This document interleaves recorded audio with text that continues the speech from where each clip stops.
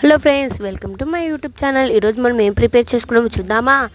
ఇలా మట్టి నల్ల కొడవలతో చాలా మెత్తగా చేసేసుకున్నాం. అదే ధనియాలు మెంతులు చల్లేద్దామని అనుకున్నాం. అదే బాగా ధనియాలల్లా దంచేసింది. ఆ దంచేసిన ధనియాలల్లా సగంలో వేసేసాం. ఇంకా మిగతా సగంలో మాత్రం మెంతులు వేసాం. ధనియాలేమో కొత్తిమీర కోసం, మెంతులేమో మెంతకూర కోసం వేసాము.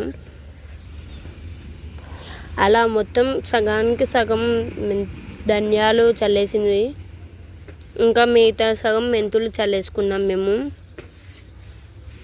ఇదిగోండి ధనియాలు మెంతులు అలా చల్లేసిన తర్వాత మొత్తం మట్టి కప్పేసేయాలి. మట్టి కప్పేసిన తర్వాత ధనియాలకి పట్ట కప్పాలి ఫ్రెండ్స్. మొలకలు రావాలంటే మెంతులకు అవసరం లేదు. నచ్చితే లైక్ చేసుకొని సబ్స్క్రైబ్ చేసుకోండి ఫ్రెండ్స్. బాయ్.